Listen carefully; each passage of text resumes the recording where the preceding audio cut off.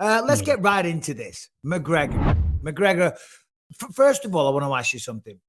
Did you snap your leg? Because he said you didn't break your leg. What was the injury? It was a medial malleosis fracture. So it's an extension of my leg bone that goes into my ankle. So not the same break, but right. Yeah, still a broken leg. Yeah, I had surgery. It's not like it didn't heal itself. I have 2 breaks in my back right now. Do you know what I mean? But they're not like, I'm not paralyzed, as you can clearly see. I can still go about my life, but there's still breaks. There's still fractures. Right. Still need operating on. Mm-hmm. Well, it's tough to fight with a broken leg and ankle. yeah, it's not easy. It's not easy. So anyway, I mean, what was your reaction? In fact, hold on. For anyone that hasn't heard this, Brian, just roll the tape. McGregor, he does love a good voice note on Twitter these days, and some of them are funny. I don't even know how to do that. I don't even know how to do those. I figured it out because I saw his. I didn't even know you could do that either. So I was messing around one day. But he did one at Joe Rogan just recently. Did you see that? I did see that one. Yeah. What did he say? What did he say? Oh, whatever. But anyway, go on. Play Conor having a go at Anthony. Come here. This one goes out to Anthony Smith. Yeah. Reports came out your last bout. You broke the leg, right? You're sitting there hobbled over the oak. What was the extent of the injury? There was silence out of your trap on that. So obviously it was a miscalculation. You didn't break your leg, but what was it? Was it a stress fracture? What was the issue, pal? Because you know what that looks like to me. You hobbling out there was what I experienced pre the break. What I went through in the camp and in training, and had them stress fractures, and they were building up over time, even over fucking years of booting people around. Yeah, it built up over time. So keep kicking, pal, until the leg snaps.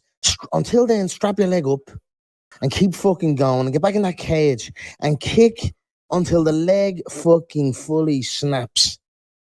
And then you'll be at my level, yeah? And then go about what you got to go about to. I'm a big, bad machine. What can I say? God decided it. Big, bad machine, Anthony. Yeah, he's got the big part, right? For a 55er. Yeah, for a 55er. For a 55er. So go on. What do you say to that? Well, I mean, it seemed like he calmed down a little bit from the tweets once he put the voice note out. But I just said it was a medial malleosis break. And it's not, I mean, it's he compared it to his. It's a totally different part of the leg, but I never said that mine was worse or that his was worse. There's no way I could have. I mean, I tried. I just couldn't walk. Yeah. But what I took from that was from just his whole little freak out. That's exactly the point that I was making. He made my whole point by having his freak out. He said that he had to do it because he wasn't healing correctly, and that the break was so bad that the percentages were really low. I'm not even questioning the reason. I get it. Like all of us who've had injuries, if there's something out there that's not like if there's something out there that could help me heal that I could do legally, totally would. You know what I mean? Because I would heal a lot faster.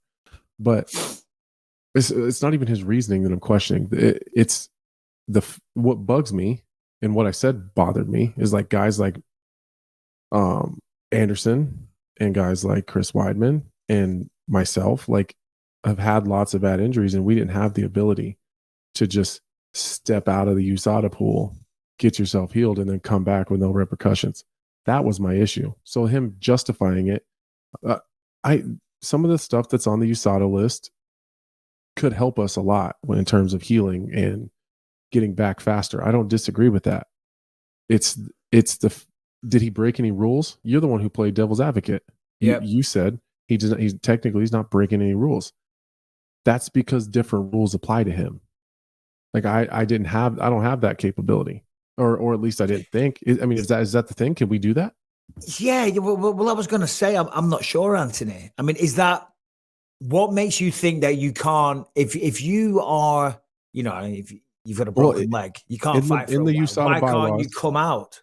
In the USADA bylaws, The only way that you can get out of the pool is if you're no longer in a contract with the UFC or you retire. That, as far as the rules are written, that's in their rules. That's reasons for you leaving. But I guess you could contact them and say, look, listen, I'm not fighting anytime soon. You know, I've got a broken leg. So don't bother testing me. I don't want to be Yuri Prohaska. I don't want you showing up at my door 27 times. I'm certainly not going to fight for about a year. So take me out of the testing pool and we'll deal with the consequences later. Right. Is that the rule? I don't know. That's how it seems to be. But if that was the case, I think that a lot more fighters would be taking advantage of that to go. Yeah.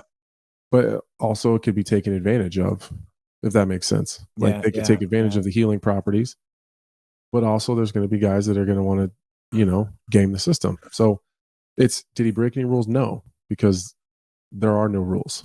You know what I mean? Like he doesn't have any rules. So that's what, I get it. He was pissed. I called him out. I said something about it. It was viewed a lot. I got media'd and they wrote shitty headlines, so it triggered him, and then he probably didn't go back and listen to the whole conversation. I think deep down, Conor still is a fighter. So I bet deep down I bet he gets it. I bet he understands why that's bothersome for some people. So is he going to say that? No, never. But as a fighter deep down in his heart, there's no way he doesn't get it. Yeah. Well, it's just another day in the books, isn't it, really? And he comes at me, he comes at you. Who else has he been going at? Joe Rogan, as I said before. What was it? Yeah. Shut up, Joe, you little fool. Yeah. What are you talking about? Smash this and smash that. What was smashed was my knee into your fucking eye socket. Yeah, shit. I can't do with that stupid voice that he did. But anyway, that was a bit heavy, weren't it? A way to start the show. Normally we're like, have a bit of intro. We do a bit of small talk, a bit of weekend shenanigans, and then we get into it. But you no. You were like talking with a slow voice. Well, I guess I need to be a little more clear. I guess I need to be a little more clear sometimes. You sounded like a serial killer. Mike, you get me in trouble. That's what it is. Don't fucking blame me. Oh, it's definitely you. I said nothing. I played devil's advocate. I made excuses for Conor. I'm just merely giving both sides of the fence. Yeah. Is that what you call it? How is that my fault? Oh, right. What do you call it? Because I get wrapped up in these conversations, and sometimes I forget that there's hundreds and thousands of people that are listening to this. So I to me, it's just you and I having a conversation. So sometimes I need to be, I assume that you know what I'm getting at, like, the point I'm trying to make. Yeah. Because we think a lot alike, and so I don't always voice that. I'll just say something. Sure. And I don't always make it very clear. Like, I never once said that Conor was breaking the rules. And I think that was the insinuation that he was cheating. I said it. Well, listen, sorry to cut you off, but it's just the assumption that he's doing steroids, right? That's what everyone's talking about. It's not just you. Well, we don't have any proof. He didn't deny it. Yeah, true. I mean, everyone seems to be on that assumption these days. He certainly put some size on, let's be honest. And if you look at the pieces, you haven't got to be a fucking, a forensic accountant when it comes to investigating. Right? That's the headline right there. Michael Bisping puts the pieces together. I've been putting the pieces together, brother.